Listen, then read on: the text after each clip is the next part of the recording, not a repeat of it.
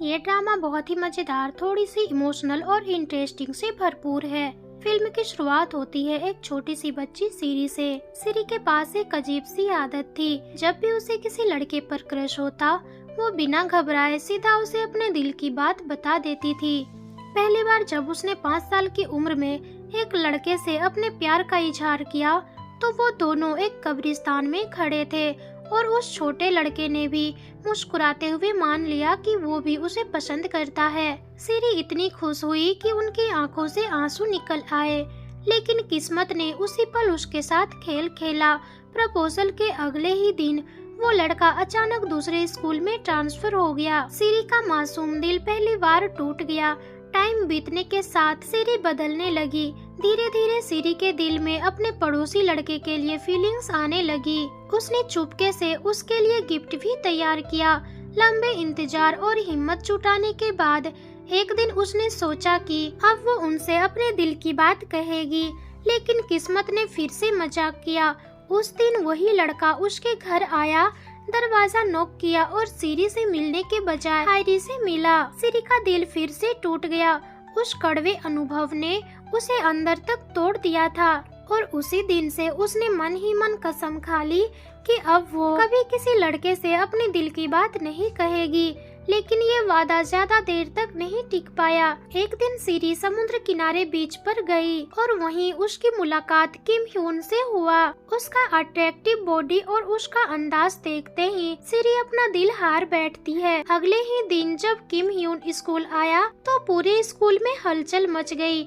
आधे school student का crush उसी पर था, लेकिन सबको सबसे बड़ा शौक तब लगा जब किम ह्यून हंसकर भीड़ में सीधे हाथ हिलाते हुए सीरी को हाय किया। प्लेग्राउंड में खड़े सब स्टूडेंट की नजरें उसी पर टिक गई। उसके दोस्त हैरानी से सीरी की तरफ देखने लगे। सीरी शर्माते हुए बताती है कि वो कल बीच पर किम ह्यून से मिली थी। उस मुलाकात में किम ह्यून ने उनसे बात भी की थी, क्योंकि उसे लगता था कि वो बीच सिर्फ उसी का सीक्रेट प्लेस है। लेकिन जब उसने वहाँ सीरी को देखा तो उसे पता चला कि ये जगह सीरी का भी सीक्रेट जगह थी, यानी उनकी मुलाकात किस्मत से हुई थी। इसके बाद सीरी अपने दोस्तों के साथ एग्जाम की रैंकिंग देखने के लिए जाती है। रिजल्ट में किम ह्यून का नाम टॉप 100 में आता है। इसी वजह से उसे परमिशन मिलता है कि नाइट स्टडी क्लब में वो भी पढ़ाई कर सकता है। स्कूल में एक मशहूर बात फेमस थी, अगर कोई नाइट स्टडी हॉल में किसी को अपने दिल की बात कॉन्फेस करे तो उसका प्यार जरूर सक्सेसफुल होता है। ये सुनकर सीरी का दिल उदास हो गया, क्योंकि उसके अपने ग्रेड्स इतने अच्छे नहीं थे कि वो नाइट स्टडी हॉल में जा सके। लेकिन उसके दिल में कहीं न कहीं ये उम्मीद जरूर थी कि शायद किस्मत इस बार उससे कोई मजाक नहीं करेगी। दूसरे सीन में सीरी को उसकी सहेलियां किम ह्यून को बास्केटबॉल खेलते हुए दिखा रही थी। खेलते समय किम ह्यून लड़कियों के बीच में घिरा रहता है और सबकी नजरें उसी पर टिकी होती है। ये देखकर सीरी सोचती है कि अगर उसे अलग दिखना है तो उसे कुछ खास करना होगा। वो कैंटीन से एक पानी की बोतल खरीदती है, उस पर अपना नाम लिखती है और ऑनर से कहती है कि वो ये बोतल किम ह्यून तक पहुंचा दे। ऑनर हंसते हुए कहती है कि आज तो कई लड़कियां ये काम कर चुकी है। ये सुनकर सीरी थोड़ा उदास हो जाती है और कैंटीन से बाहर निकलते ही सीरी अपनी कर्ली बालों वाली दोस्त से टकराती है, जिसके हाथ में सेम वही पानी वाली बोतल होती है। सीरी को और भी अजीब सा महसूस होता है। स्कूल खत्म होने के बाद सीरी फिर से बीच पर जाती है, इस उम्मीद में कि शायद किम ह्यून वहाँ मिले। वो पानी में उतरकर इंतजार करती है, लेकिन किम की जगह वहाँ पर एक और लड़का आता है। उसका नाम होता है हानियून। वो सीरी की गिरे हुए नेम टैग उठाता है। उसी वक्त सीरी की शर्ट पानी में बहने लगती है, जिसे उठाने की कोशिश में हानियून खुद पानी में गिर पड़ता है और उसे स्विमिंग बिल्कुल भी नहीं आती थी। इसलिए अब सीरी तुरंत पानी में कूदकर उसे बचाती है। बड़ी मुश्किल से उसे किनारे तक खींचकर लाती है और सीपीआर देने के लिए जैसे ही झुकती है तभी अचानक वो आँख खोल देता है। सीरी गुस्से और शर्म से उसे डांटती है, फिर भी अंदर ही अंदर उसे राहत मिलती है कि वो सुरक्षित है। अगले ही दिन वो लड़का यानी हानियून सीरी के स्कूल और उसके क्लास में ट्रांसफर होकर आ जाता है। इसके पैर में उस एक्सीडेंट की वजह से कास्ट चढ़ा हुआ होता है। दोनों तुरंत एक दूसरे को पहचान लेते हैं। टीचर पूरी क्लास को इंट्रोड्यूस करते हैं। सिरी उसका स्वागत करती है, लेकिन हानियून कोल्ड फेस बनाए रखता है और बहुत कम बोलता है। अगली सुबह सिरी उसे परेशान देखती है और कहती है कि वो उसकी मदद करेगी, लेकिन वो साफ मना कर देता है। तभी टीचर एक और स्टूडेंट बैंक को खड़े खड़े समय बर्बाद करने के लिए डांटते हैं और उसे हानियून की मदद करने का आदेश देते हैं। बाद में सिरी बिना नेम टैग पहने पकड़ा जाती है और टीचर उसे डांटते हैं। सिरी झूठ बोल देती है कि उसका नेम टैग खो गया है। लंच ब्रेक में सिरी और उसके दोस्त हानियून के लिए खाना लेकर आते हैं। यह सब देखकर हानियून हैरान हो जाता है। जब बाकी स्टूडेंट पूछते हैं कि क्या सच में सिरी ने उसे बीच पर बचाया था, तो हानियून चुप रहता है, लेकिन सिरी बीच में बोल पड़ती है और फ्रॉडली क्रेडिट ले लेती है। सब हंसते हुए मजाक करने लगते हैं और सिरी कहती है कि अब हानियून उस पर एहसानमंद है, उसे उसके लिए खाना लाना चाहिए और आइसक्रीम भी खिलानी चाहिए। हानियून मजाक में सबको आइसक्रीम खिलाता है। इसके बाद उसके दोस्त उसे एक नए नेम टैग देते हैं। हानियून उसे ओरिजिनल नेम टैग वापस करने ही वाला था, लेकिन कोई कह रहा था कि हो सकता है जिसने आपका नेम टैग लिया है वो आपको पसंद करता हो, इसलिए उसने अपना हाथ पीछे खींच लिया। और ये सुनकर सिरी मन ही मन कहती है कि मैं सिर्फ किम को पसंद करती हूँ और किसी को नहीं। दूसरी तरफ जैसे ही वो अपनी बात पूरी करती है, अचानक एक गेंद उसकी तरफ उड़ते हुए आती है और उसके पीछे खड़ा होता है किम ह्यून, जो सीधे उसकी ओर बढ़ रहा था। असल में वो बॉल किम ने गलती से सिरी की तरफ मार दी थी। उसने तुरंत माफी मांगी और उसके दोस्त कहते हैं कि जरूर किम ने जानबूझकर ऐसा किया होगा ताकि सिरी से बात करने का मौका मिल सके। लेकिन हानियून को ये सब मजाक बिल्कुल भी पसंद नहीं आता। क्लासरूम में वापस आने के बाद सिरी की सहेलियां उनसे बताती है कि गो इंजियो के बाल फिर से बिल्कुल स्ट्रेट हो गए हैं। ये सुनकर सिरी चौंक जाती है और अगले क्लासरूम में दौड़कर देखने पहुंचती है, और ये सच था, वो वही चीज थी जिसका उसे हमेशा से सपना था। जब सिरी उनसे पूछती है तो पता चलता है कि गो इंजोग ने शॉल के मशहूर जामनी मैजिक स्ट्रेट सैलून में 2 लाख युवान खर्च करके अपने बाल स्ट्रेट करवाए हैं। ये सुनकर सिरी की आंखों में जिज्ञासा और उम्मीद दोनों भर जाती है। सिरी अपनी फ्रेंड के साथ उसे सैलून में जाने का प्लान बनाती है। सैलून ओनर जांगमी ने सिरी को भरोसा दिलाया कि उसके घुंघरेले बाल भी आसानी से बदल सकते हैं, लेकिन घर लौटने पर जब सिरी ने अपनी सारी सेविंग निकाली तो उसे पता चला कि उसके पास तो उतने पैसे हैं ही नहीं। सिरी का दिल टूट गया। दूसरे दिन वो सैलून के बाहर खड़ी होकर सोच रही थी, बट तभी उसने सुना कि हानियून जांगमिंग को मॉम कहकर बुला रहा था। सिरी के दिमाग में अचानक एक अजीब सा आइडिया आता है। अगले ही दिन स्कूल के बाद उसने सैलून के ठीक बाहर हानियून से टकराने का नाटक करते हुए पूछ लिया कि वो वहाँ पर क्या कर रहा है। हानियून साफ बता देता है कि ये सैलून उसकी माँ का है। अब सिरी बिना देर किए अंदर आती है और खुद को उसकी क्लोज फ्रेंड बताते हुए जांगमी से बोली कि उसने तो हानियून की जान भी बचाई और वादा किया कि स्कूल में वो हमेशा हानियून का ख्याल रखेगी। बदले में उसने इशारा दिया कि उसका सपना है कि उसके बाल स्ट्रेट हो जाए। जांगमी मुस्कुराई और मान गई, लेकिन एक शर्त पर कि ट्रीटमेंट तभी होगा जब हानियून का प्लास्टर उतर जाएगा। उस दिन से सिरी हानियून की हर तरफ से मदद करने लगी। वो उसे घर तक छोड़ती, स्कूल लाती, उसकी हर जरूरतों में उसके साथ खड़ी रहती, यहाँ तक कि सैलून के प्रमोशन के लिए कार्ड भी बांटने में उसकी मदद की। एक दिन अचानक बारिश शुरू हो गई। सिरी हानियून को लेकर अपने पिता हांगिल के स्टोरेज यूनिट में चली गई। वहाँ उसने उसे अपने पिता के कपड़े पहनने के लिए दिए। स्टोर में कॉमिक बुक का ढेर लगा होता है। जब सिरी ने पूछा कि उसे पढ़ना पसंद है, तो वो ये जानकर हैरान हुई कि हानियून ने कभी कॉमिक पढ़ी ही नहीं थी। सीरी ने बड़ी उत्सुकता के साथ अपने फेवरेट किताबें चुनी और स्टोर की लॉक पासवर्ड भी बता दी ताकि वो जब चाहे आ सके। अब सीरी का नया मिशन था अपने दोस्तों की मदद से किम ह्यून का दिल जीतने के लिए 1000 ओरिगामी बनाना। इसी दौरान सीरी और उसकी फ्रेंड ने ओरिगामी बनाना शुरू कर दिया ताकि वो किम ह्यून को कन्विंस कर सके। जब हान ने सीरी की ये योजना सुनी तो वो चुपचाप वहाँ से निकलने की कोशिश करने लगा, लेकिन सीरी ने उसे रोक लिया और कहा कि उसका यहाँ रहना उसके लिए बहुत ही ज्यादा इम्पोर्टेंट है क्योंकि सीरी को अपने बाल सीधे करवाने थे।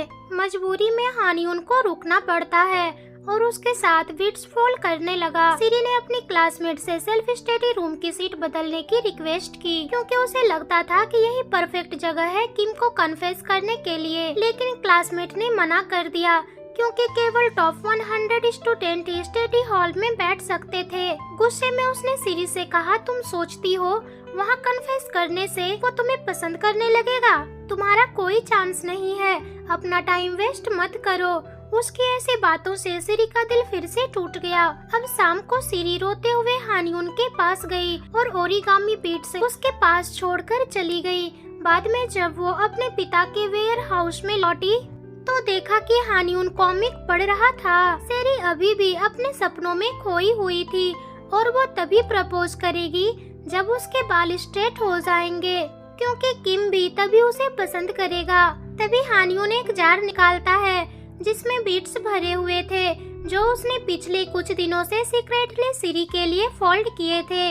सीरी हैरान रह गई और पूछी कि ये बीट्स का असली मतलब क्या है। हान ह्यून ने सॉफ्टली जवाब दिया, इसमें मेरी, तुम्हारी और मेरे दोस्तों की फीलिंग्स है। तभी सीरी कहती है कि अगर किम ह्यून ने मुझे रिजेक्ट कर भी दिया तब भी मैं इसे हमारी यादों के रूप में रखूंगी। अगले दिन सीरी ने देखा कि हान ह्यून का कास्ट उतर चुका है और वो बिना बैसाखी के चल सकता है। तभी उसकी मॉम कहती है कि अब सीरी अपना बाल स्ट्रेट करवा सकती है। सीरी ये सुनकर बहुत ही ज्यादा खुश हो जाती है, लेकिन वो तय करती है कि वो कन्फेशन से ठीक एक दिन पहले अपने बाल स्ट्रेट करवाएगी। दूसरे दिन स्कूल के एग्जाम रिजल्ट्स आ गए और सभी शॉक्ड हो गए जब हान ह्यून का नाम टॉप 100 में आ गया। उसने मेहनत की थी ताकि सीरी को सेल्फ स्टडी रूम में सीट मिल सके। अब वो अपनी सीट सीरी को देने के लिए तैयार था। सीरी का दिल खुशी से भर गया, लेकिन उसी वक्त खबर आई कि किम ह्यून टॉप 100 में नहीं रहा और वो स्टडी हॉल का हिस्सा नहीं बन पाया। ऐसा लगा जैसे किस्मत ने फिर से सीरी के साथ मजाक कर रही हो। अगले दिन सीरी के पड़ोसी ने उसकी माँ से जांगमी फैमिली के बारे में बात की। उसने बताया कि हान ह्यून के फादर सोल के मशहूर हॉस्पिटल के प्रोफेसर थे। सीरी की माँ सोच रही थी कि इतनी अमीर फैमिली यहाँ पर आकर क्यों रह रही है। पड़ोसी ने बताया कि पति हमेशा गुस्से में रहता था और अक्सर अपनी पत्नी के साथ बुरा बर्ताव करता था। अपनी नाराजगी अपने बेटे पर निकालता, जिनसे वो घायल हो गया और मजबूरन उसे स्कूल भी छोड़ना पड़ा। सीरी पास में बैठी ये सब सुन रही थी और उसी समय अपने पिता के वेयर हाउस के पास से गुजरते हुए सीरी ने देखा कि अंदर लाइट जल रही है। जब वो अंदर गई तो उसके पिता हान ह्यून के साथ नूडल्स शेयर कर रहे थे। उसके पिता ने हान ह्यून को एक डिस्पोजेबल कैमरा भी दिया और कहा कि अंदर कई सारे हैं, जब चाहे वो यूज कर सकता है। अगले दिन स्कूल में सीरी ने पिकनिक का पोस्ट देखा। तुरंत उसके दिमाग में ये आइडिया आया कि यही परफेक्ट चांस है किम को कन्फेस करने का। जब वो अपनी फ्रेंड के साथ प्लान डिस्कस कर रही थी तभी किम वहाँ से गुजरता है और हमेशा की तरह उसने सीरी की तरफ हाथ हिलाया और उसका दिल फिर से झूम उठा। जिम क्लास के दौरान सभी ने थ्रोबॉल गेम के लिए जोड़ी बनाई। एक लड़की जल्दी से किम के साथ चली गई, जिससे सीरी को हान ह्यून के साथ टीम बनानी पड़ी। खेल शुरू हो गया और किम ने ब्लू टीम को टारगेट किया और सीरी बार बार चोट खा ही रही थी, लेकिन हान ह्यून ने उसे बार बार बचाया। बट तभी अचानक से बॉल को एक प्लेयर ने किम की तरफ फेंका और सीरी बीच में आ गई ताकि किम को बचा सके। ये देखकर हान ह्यून काफी ज्यादा उदास हो गया। उस शाम सीरी को किम ह्यून से एक वॉइस मैसेज आया जिसमें उसने खेल के दौरान उन्हें बचाने के लिए थैंक यू कहा था। सीरी बहुत खुश हुई, लेकिन कुछ ही पलों बाद एक और मैसेज आया। इस बार हान ह्यून ने मैसेज भेजा था। उसकी आवाज चिंता से से भरी थी। उसने पूछा कि क्या वो ठीक है और उसे जिद ना करने की सलाह दी। साथ ही ठीक होने के लिए मेडिसिन खरीदने के लिए भी कहा। बाद में वो सैलून गई जहाँ हानियुन की माँ ने उसे सीरी के बाल धोने के लिए कहा। दोनों ही इस सिचुएशन में ऑकवर्ड सा महसूस कर रहे थे। जब हानियुन गलती से शैम्पू से पहले कंडीशनर लगा देता है तो उसकी माँ कंफ्यूज होकर उसे देखने लगती है।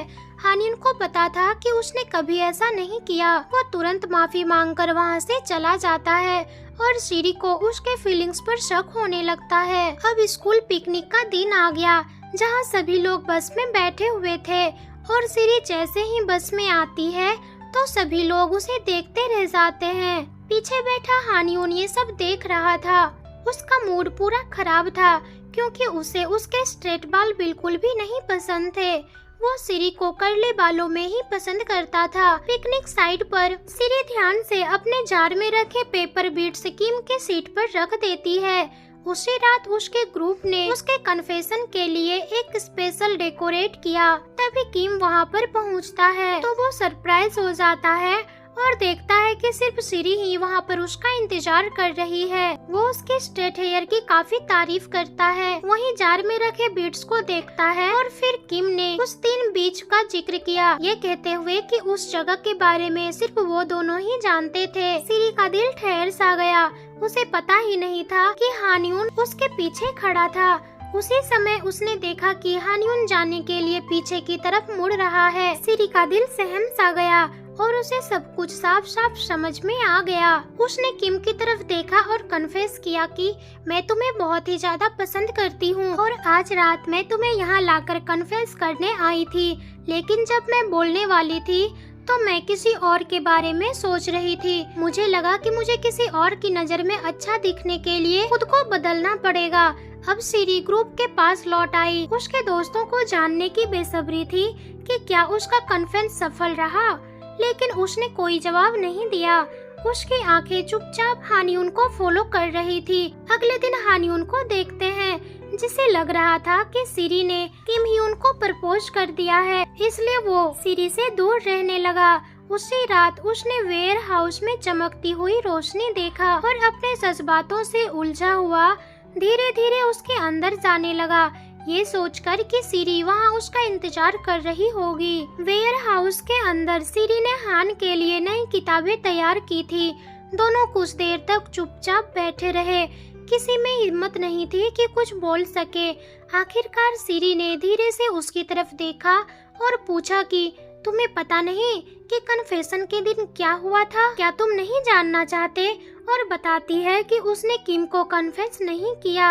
हानियुन थोड़ा हैरान होकर पूछता है क्यों? सीरी जवाब देती है क्योंकि मैं पढ़ाई में ध्यान देना चाहती हूँ, लेकिन दूसरों को मत बताना, मैं उन्हें निराश नहीं करना चाहती। अगले दिन स्कूल में सीरी का दिल थोड़ा सा बैठ गया जब वो देखती है कि हान कर्ली हेयर वाली लड़की से बात कर रहा है। थोड़ी जलस फील हुआ, लेकिन उसने इसे छिपाने की कोशिश की।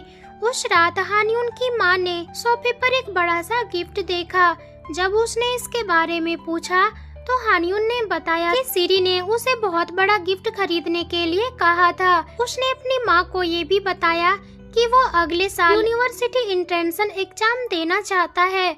माँ हैरान होते हुए याद दिलाती है कि उसने कभी कहा था कि वो इसे देने से बेहतर है कि मर जाए। कुछ ही देर बाद हानियुन सीरी के घर गिफ्ट लेकर आया जो उनसे सीरी ने मांगी थी। जब वो जाने लगा तो सीरी अचानक से उसे रोकती है और पूछती है कि क्या वो कर्ली बालों वाली लड़की के करीब है। बिना किसी हिचकिचाहट के हानियुन ने भरोसा दिलाया कि ऐसा कुछ भी नहीं है, वे केवल पुराने स्कूल फ्रेंड है। फिर उसे एग्जाम के लिए ऑल द बेस्ट कहकर वहाँ से चला गया।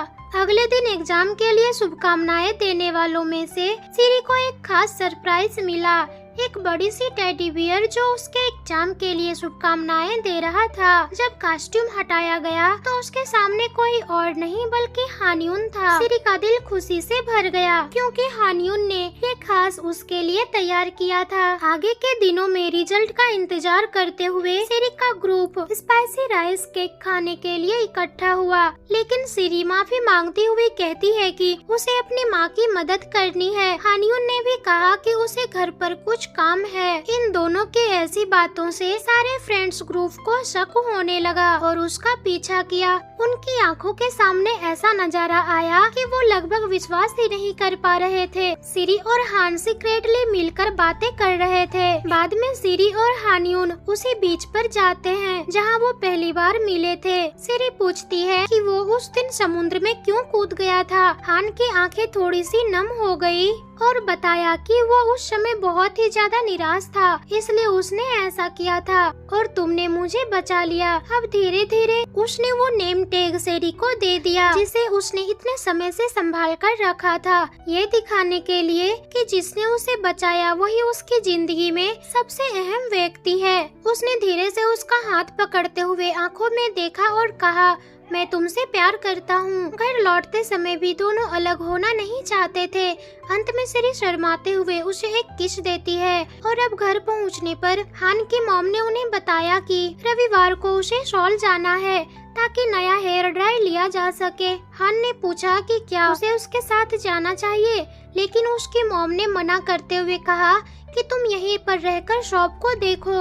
अगले दिन सिरी ने परिवार के साथ पिकनिक रखा था। जाने से पहले उसने हान को फोन किया। बातचीत के दौरान वो बार बार उसे याद दिलाती रही कि रविवार को उसका प्रॉमिस डे है। इसके ठीक बाद सिरी ने अपनी क्लोज ग्रुप फ्रेंड को भी बुलाया। उसने उनसे कहा कि वे बीच पर उसकी बड़ी कन्फेशन की तैयारी में मदद करे। आखिरकार वो खास रविवार आ ही गया जब ग्रुप लोकेशन को सजाने में व्यस्त था। सेरी और हान पहले ही वहाँ पर पहुँच चुके थे। ये देखकर सभी जल्दी से अपनी असाइन पोजीशन में खड़े हो गए। प्लान के अनुसार थोड़ी दूर पर खड़ी सेरी ने अपने दोस्तों को रुकने का इशारा किया, लेकिन उन्होंने उसका मतलब नहीं समझा। उसी समय हानयून को किसी का मैसेज आया, लेकिन जब उसने मैसेज देखा तो वो काफी ज्यादा उदास हो गया क्योंकि उसकी माँ हॉस्पिटल में भर्ती थी। अब वो सीरी से माफी मांगते हुए वो तुरंत सॉल जाने के लिए निकल गया। अस्पताल पहुंचकर हानयून ने देखा कि उसकी माँ बेहोश और कोमा में थी और उसके पिता उसके पास खड़े थे।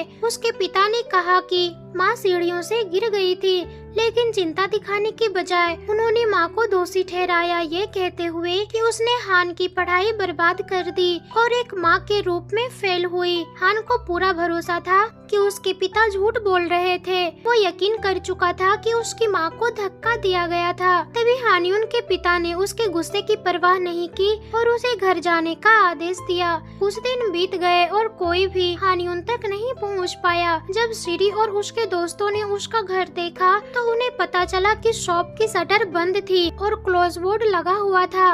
अब सेरी को याद आया कि उसके पिता सोल के यूनिवर्सिटी हॉस्पिटल में प्रोफेसर है और वो बस लेकर शहर की ओर चली गई। हॉस्पिटल पहुंचकर उसने हान के बारे में पूछा। उसे उस कमरे की ओर भेजा गया जहां उसने एक बातचीत सुन ली। हान अपनी मॉम से कह रहा था कि उसकी आंटी चाहती है कि वो और उसकी माँ यूएस चले जाए ताकि उसके पिता से बच सके। अगर वो फिर घर लौटेंगे तो कभी भी उसके पिता की पकड़ से नहीं बच पाएंगे। लेकिन हान चाहता था कि वो भूसान में अपनी पुरानी जिंदगी में लौट जाए। वो चाहता है कि उसकी जिंदगी शांति पूर्वक और पिता की डर और कंट्रोल से दूर रहे। माँ और बेटे दोनों के आंखों में आंसू आ गए। दरवाजे के बाहर खड़ी सीरी हर बात सुन रही थी। उस रात सीरी ने पब्लिक फोन डायल किया। जब हान की आवाज आई तो वो थम सी गई और फिर दिल तोड़ देने वाले शब्द उसके मुँह से निकल गए। सीरी की आवाज फोन पर कांप रही थी। उस रात सीरी लगातार रोई, ये सोचकर कि शायद ये आखिरी रात है जब वो हानयून से बात कर रही है।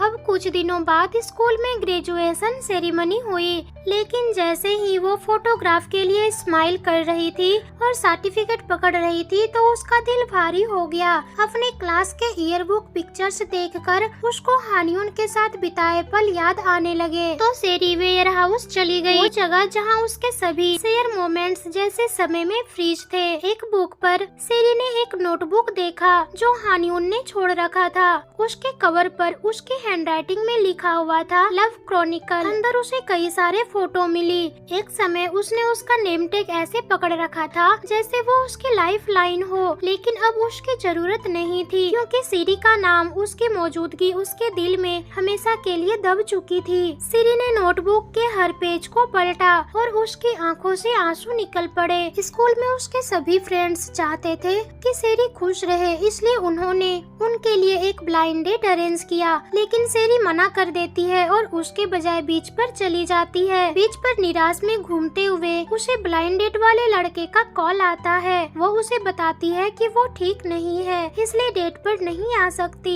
लेकिन वो शॉक हो जाती है जब वो लड़का कहता है कि तुम तो मुझे बिल्कुल ठीक लग रही हो। और तभी पीछे से एक जानी पहचानी आवाजों ने उनका नाम लिया। वो जैसे ही पीछे मुड़कर देखती है तो वो कोई और नहीं बल्कि हानियुन था। ये देखकर सिरी को अपनी आंखों पर यकीन नहीं हुआ कि ये हानियुन ही है, बट उसे तुरंत ही रियलाइज हो गया कि ये हानियुन है और दौड़ती हुई जाकर हानियुन को गले लगा लेती है और रोते हुए माफी मांगती है। बोलती है कि उसने जो कॉल पर कन्फेस किया था वो बिल्कुल भी झूठ था। असल में वो अभी भी हानियुन से बहुत ही ज्यादा प्यार करती है। हानियुन उसे शांत करते हुए अपने बैग में हाथ डालता है और एक जार निकालता है जो पेपर बीट से भरे हुए थे। उसने बताया कि हर बीट उसकी एक मेमोरी का हिस्सा है, हर वो ऐसा पल जो उसने कभी भूलना नहीं चाहा। इतने दिनों में वो भी सिरी को हर पल प्यार करता रहा। अब किसी कन्फेशन की जरूरत नहीं थी और उसका प्यार एक नए शुरुआत की ओर बढ़ गया। और इसी सीन के साथ ये मूवी यहीं पर खत्म हो जाती है। तो दोस्तों, अगर आपको ये कहानी पसंद आया तो हमारे वीडियो को लाइक, शेयर और चैनल को सब्सक्राइब जरूर करें ताकि हमारी सभी वीडियो आप तक पहुंच सके। मिलते हैं अगले दिन अगले इंटरेस्टिंग ड्रामे के साथ। तब तक अपना ख्याल रखें।